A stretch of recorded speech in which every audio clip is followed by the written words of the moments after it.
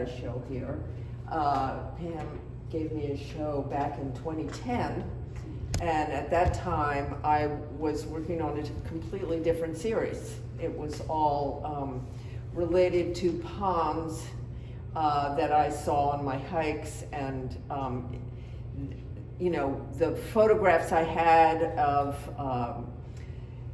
my hikes inspired me to kind of investigate reflections and lily pads and water. And at that time, I was also painting murals for the city of Philadelphia. And while I was painting murals, as you may know or may not know, you use a grid on the wall to transfer your drawing or your painting to the wall. So you go, 1 inch on your drawing becomes 1 foot on your mural. So I decided at that time to use the grid as a way of kind of dividing the picture plane. And it wasn't a strict grid, but I would put tape and pencil marks and use my level, and then I would do that all on top of color, and then I would add more color when I put the tape on. So it was kind of a investigation of levels of water reflection, what was underneath the water, and that was really fascinating for me, and I did that for a long time. And then in 2015, when I was working at the Pennsylvania Academy of the Fine Arts, where I went to school, I was running an alumni gallery there, and I got the offer of going to Ireland on a residency and a fellowship. So I took the opportunity. My boss said fine. I went for 5 weeks, and I investigated the landscape there. And as you may have guessed, I'm mostly a landscape painter. I never have been really that fascinated by the figure or other things. So while I was there, my work completely changed. I was bowled over by the landscape there and the color, and there was one particular place that I would go to called Downpatrick Head, and it was a sea stack, which is a landmass that is of rock and formed by wind and the ocean, and just it erodes over centuries and millions of years. And the sea stack in County Mayo, it was near Ballycastle, was so incredible. It looked like it had been pushed away from the mainland. But in fact, the ocean had formed it, over millions of years. And the interesting thing was that you'd stand on the edge of the cliff and you'd look down at Downpatrick Head, and there were layers and layers and layers of rock and limestone, shale, and I can't remember what the other one is. I always forget. Anyway, 3 different kinds of rock. And so the geology of that became very important to me, and I really just was fascinated by the time that had eroded that sea stack, and so that became the subject of all of my work. And I kind of adjusted it. I made up colors. I just used the shape over and over again, and it was really just kind of a passion for me. And then when I started to see, contemplate the history of that, it it just became such a symbol of time and where we are in the world and in the earth. So I haven't been back there since 2018. I went a second time, went 2014 and then 2018. And I have the opportunity to go again in March, but I'm vacillating on that. But anyway, so I also am a, what would you say, a summer resident, but longtime resident of Maine. I've been going to Maine my whole life since I was like 5. And so hiking there is my big thing. And my husband and I were walking along this place that I had walked along my whole life. And this was last October. And I came upon this sea stack that I had never seen before. And I thought, oh my God, where was I? I guess I just wasn't sensitive to it as I am now. So then Jack and I, my husband and I, we took multiple photographs, and I decided that this was going to be my next series. And so, but I decided, because I didn't have a show coming up, I had just had a show in Maine where my gallery is, and I thought, you know, I don't want any pressure, I just want to draw. So what would you say, my material of choice has always been charcoal when I'm looking for something. I feel comfortable with it. I used to do great big drawings that were 14 feet long in charcoal, and I really enjoyed it. So I thought, okay, I'm just gonna do 8 drawings of this sea stack. And the first, I didn't put up a couple of the first ones because they were all from my head, and they were really awful. I mean, they're expressive, but they're not what I really wanted. And so I continued doing the drawings, and then I started doing a few paintings, and then I had a foot operation in February, and I was at home, so I did the pastels that you see, where I just simplified the shape and made it more of a form and color, and didn't worry about the details. In April of this year, my husband and I went back up to Maine, and I said, we've got to take more photos. You know, I just really need to get close and see the details and understand how this form is formed. So we went and we walked, and we couldn't find it. And then someone I know from the Maine Heritage Trust, I wrote him and I said, I can't find the sea stack. And he said, well, I'll ask the Park Service. And he wrote me back and he said, they say it's still there. So I said, okay, Jack, we're gonna walk the walk. So we did, and we still couldn't find it. So then I looked back at my photographs, and luckily I had photographed things nearby. It turned out that in this massive storm brought on by climate control, climate issues, climate control, I wish we had climate control, it had been washed away. So for me, that was doubly, I mean, I started to cry when I couldn't find it. And it's taken on some kind of a weird symbol for me.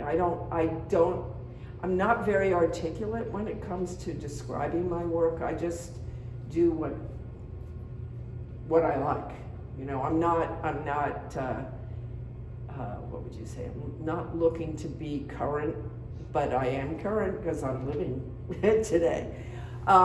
So it took on a lot more meaning for me, and I actually haven't had a lot of time to paint since I discovered that. I mean, I finished off all the work that's here, and I've done one large painting since I've been back, and I've been back a while, but we go back and forth to Maine all the time. So I'm really, really happy to have the opportunity to show this work as it evolves.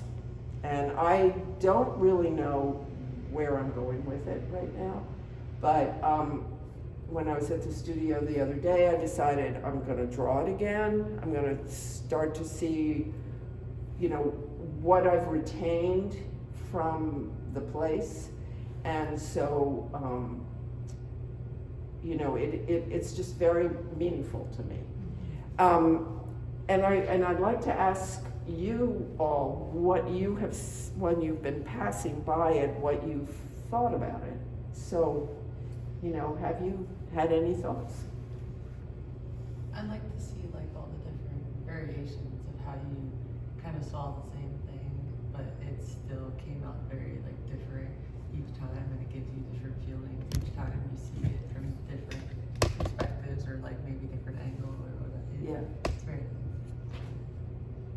And a lot of that depends on how I'm feeling that day. You know, whether I can keep going. I mean, I'm not, I don't, I get bored after a while, so I can't, I'm not precise in my drawing. Yeah. I have a lot of just my own interpretation, Yeah. so. I think that's cool because it's kind of like, it also kind of shows because of kind of what it is. You know, it erodes over time and it changes all the time. So, you know, for it to change in your art too, kind of it symbolizes That's the wonderful. change. I love that. I really do. Anyone else? I just feel your emotions from it. I mean, I know how much you love Patrick Head, and maybe this was almost like, because you can't go to Ireland on a regular basis, this is your connection to it, but also to your home state, really, or the state of Maine. And I think it's, I mean, all of your work, as you know, I've followed you for years, but I feel like it's all symbolic. I mean, always, I've always seen that symbolism in your work, but this is, you know, I remember you telling me that it had fallen and being sort of shocked, but it's almost like metaphor for something bigger than that, just being destroyed. And being destroyed, of course, climate change, that's the big issue, but sort of something you can depend on, that is suddenly no longer there. It's almost like our stability is gone. It's really weird. It is. Right? It's so strange. But just that connection to it, that emotion, I mean, it's a preservation that you've created this. This should, I was thinking of the show that Mary, and we have a colleague who runs the gallery at Rowan, and she had a show recently of that woman, the English woman's work that was all preserving things from history. The something tourist. Oh yes, what was it called? It was all views of things that no longer exist. Yeah, I mean, I really do think you should connect to her and I hadn't offer thought of this that. because it's a part of the landscape, and as we start seeing things eroding and falling away because of direct influence from climate change, I think that's something that could be, you know, preserved by that. I mean, have you shown these in Maine? People who live in that area Not see yet. Maine? No. They have to see it. They'll have to see it because they're all probably feeling that deficit as well. Yeah, maybe. Because I think we all have these landmarks that just speak to us, like that's always there, you know, whether it's a natural object or a man-made object, but especially with natural ones, it's just this devastation, I think, and it's gone. It is. It's really, I mean, when you think of the millions of years that it took to make that sea stack, I mean, it's gone. Yeah. It's gone. Amazing. It's really sad. I was going to tell you a little bit about the mural arts program because I was involved with them for 20 years, and I painted 6 murals. And it was a wonderful experience because I'm not in the mainstream, or I wasn't at that point, of the art world. It gave me a voice that I wouldn't have had, and it also tested my resolve. I mean, when you're using a paintbrush that big and you're painting a wall that's four stories high, you have to be confident. And I learned a lot of confidence doing that. It's a fantastic program, and if you ever are interested in going that way, they always have opportunities for people. It was just a great experience for me, and it helped me with my painting a lot, a whole lot. And I'll show you this book,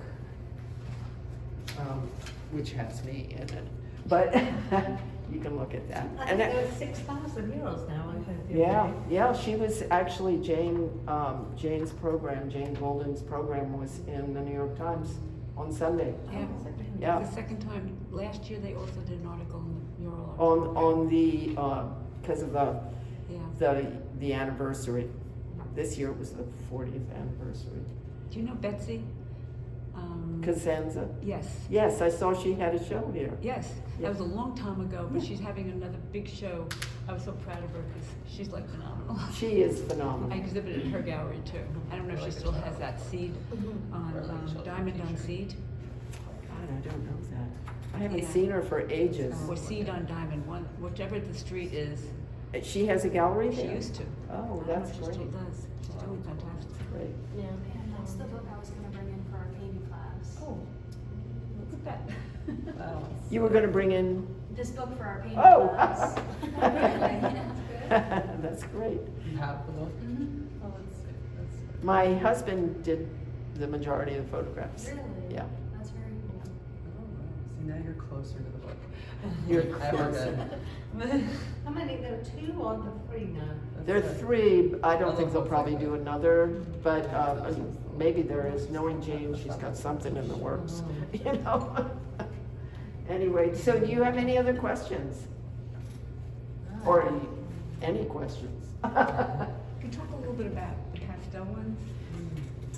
Those are pastel, right? Yes. Yes, and how you simplified or you went beyond, actually? Yeah. These, yeah. I did that when I was at home recovering from this foot surgery, and I just read a book called The Slip, that's about the group of painters who were in New York City, who lived in this area of along the river that used to be a boat slip, you know, and one of them was Ellsworth Kelly. And Ellsworth Kelly's work is so fascinating to me. It's so simple, and yet he goes beyond whatever it is. And he started out in he went to Europe and was in Paris, and he just didn't want to be like everybody else, painting the, you know, still life and whatever. And he became fascinated with, and you can improve on what I'm saying because I'm not a teacher, but he used to be, but he was fascinated by the shadows that were created by objects. And so he started to do paintings of the shapes of the shadows. And he often did just monochromatic pieces that were white on white and very, very subdued grays. He has really a beautiful group of paintings at the Philadelphia Museum. And I think they had one room devoted to him. And then last year they had a really fascinating show of his. and I just thought, well, yeah, I could do that. Not, but I just wanted to be a little bit looser and freer, and I have a couple in my studio that I did that are not successful at all, but the shape is fascinating to me. And so that's why I did that. And then I got into this one where I was, there's a woman in our studio building who does huge paintings, and she's slapdashes, and she's, you know, a quarter of my age. And she was using lots and lots of layers of acrylic. And I thought, you know, that's really how I need to work, because it's slower, and I think you can get a lot more atmosphere with your paint. So, you know, that one I really feel is the most successful, and the one that I put on the card. This one, I did not do that. I still did layers, but I didn't do the thin layers with matte medium and gloss medium. And you know, I think what I'd like to do now is somehow get a better grasp of acrylic, because I think there are all kinds of ways that I can use it that I haven't done, because I've been too timid about it. And I think of her down the hall, and I can do that, maybe. Anyway, so I think that one has a lot of mood to it. It looks, you know, like a storm is coming. And the other one has the choppy sea, but I don't think it has as much mood to it. But I'd like to get more into that. They're beautiful. They're really nice. Thanks. Anybody else have questions, comments? So these things that I was showing you, these are shows that I had right after Ireland, and so you can see the landscape is pretty extreme there. And then this was a show I had at Rosemont, and I was kind of getting away from, I was trying to bring together Maine and Ireland, and then this was right after I went to Ireland the first time. And so I was exploring with grids again, and horizon lines and shapes, which I'm always looking at. Do you remember as a child, I know your upbringing was, you know, you had a mum who was also an artist, and family members and little creative around you, lots of friends. But I mean, were you isolating geological things Then, Well, I was always out in Maine hikes? on granite, Yeah, walking on granite. Yeah. And I don't know why I'm so fascinated by rocks. My grandson, who's older than you guys, he when I started doing the things from Ireland, he said, well, you're revisiting rocks again. And he had seen my work from the early 90s, and I was fascinated by cairns, and cairns meaning the markers on the trail. Mm. And then I also liked the fact that when I'd go on a hike in Maine, the place I go they used to quarry the rocks, but also there's a lot of movement in the rocks that has happened over, you know, hundreds and millions of years. So I'd like to look at cliff and then find rocks down below that had come off of the cliff and see how they fit. But you know, I guess that started back in the 80s, because I just didn't want to do straight landscape. That kind of bores me. Yeah, it was a Yeah, I long mean, time it ago. makes me think, so I'm also in the art world, but it made me think of Carol Cole, who's a Philadelphia artist, who has been, I think, teaching a course about it too, but she came up with this whole notion through, I can tell you the long story, but which is do what you can't help knowing about. Yeah. Because sometimes we just instinctively have a pattern where we always look at the same things, or we have the same feeling about something. It could be a shape, a design, something like for you rocks or nature or something. Yeah. And then if you start recognizing it, you start making collections of the things that you're always interested in, you start seeing these correlations. And that's sort of an indication of the direction you should probably Yes. go. Yeah. Because it's tangible to you and you have an innate understanding, which I always find for your work is sort of like you have a relationship with it, and it's now you're sharing it with everybody else, but it's more personal for you. Yeah, It's like, it definitely. so I think that's a good thing that I've always talked to my students about. I used to teach the now collapsed University of the Arts in the art education program. But that's what we would talk about. Like, what is it that you can't help knowing about? Because if you find the essence of you, you find your way forward in your art, I think. Yeah, I think that's totally true, Trish. But I don't know, I lived in Switzerland, there were rocks all Pretty around. rocky, yeah. Pretty rocky And watery. there. Lake Geneva, yeah. Yeah. But, I think it's also, over the years, you become innately aware. I mean, Yes. you become aware of what you can't stop. Right. And every time I go in the studio, I question, why am I doing this? This is so silly.